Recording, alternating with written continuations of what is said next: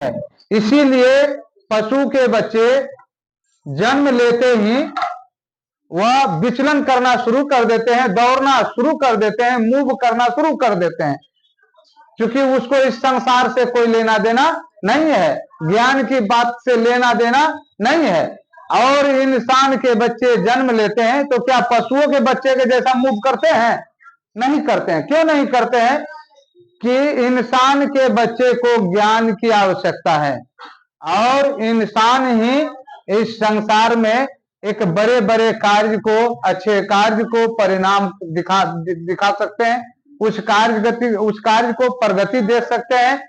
इसीलिए इंसान के बच्चे को लालन पालन की जरूरत पड़ता है। पहले जन्म लेता है तो क्या करता है संतान जी? बिना माँ बाप का दौड़ना शुरू कर देता है क्या? आप लोग बताइए कि बिना माता पिता के संतान होता है तो पहला गुरु कौन होता है? पहला भगवान कौन है? माता पिता। और दूसरा भगवान जो शिक्षा देता है, टीचर, जिसको मास्टर कहते हैं। और चौथा भगवान कौन होता है? तीसरा भगवान इस संसार में जो कार्य क्षेत्र की ज्ञान आपको प्राप्त करावे। तो गुरु भी कह लीजिए कि गुरु भी आपको ज्ञान इस कार्य क्षेत्र में चलने का देते हैं, प्रदान करते हैं। गुरु कहते हैं कि अच्छे कर्म करना चाहिए, बुरा कर्मों को से दूर रहना चाहिए, की सेवा करनी चाहिए।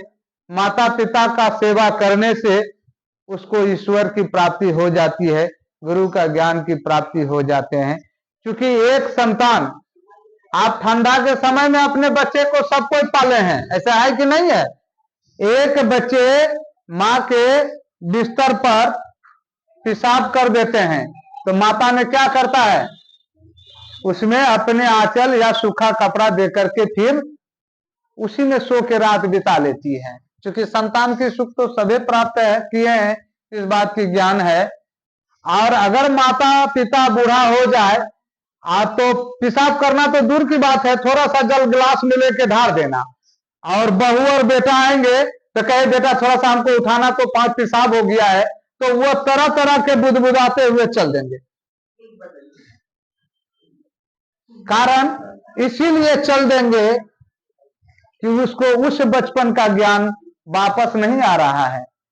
उसे भी एक संतान ऊपर वाला ने इस बात की ज्ञात होने के लिए दिया है, जानकारी होने के लिए दिया है कि इसी तरह तेरे माँ बाप भी तुझे पाला है। अगर ये संतान तुझे नहीं पाले और ना देखे तो तुम्हें कितना कष्ट होगा। इसी तरह इसीलिए भगवान भी माता पिता का दर्जा को बहुत बढ़ा दिया है। माता पिता को सेवा करने वाले का कष्ट कभी जीवन में ना हुआ है और ना होगा। माता पिता की सेवा करनी चाहिए।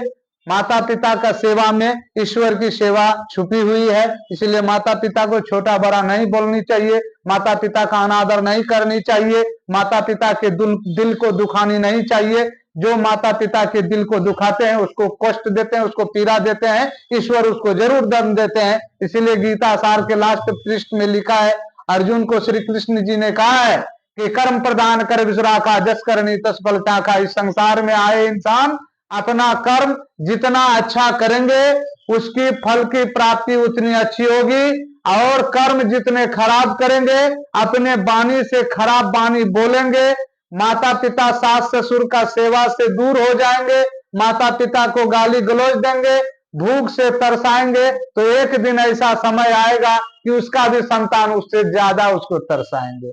इसीलिए भक्तजनों, आप लोग आए हैं तो इस बात की ज्ञात हो जाए, सास ससुर को उतने ही तृप्त रखना जो आने वाला दिन तेरे लिए भी ठीक रहे।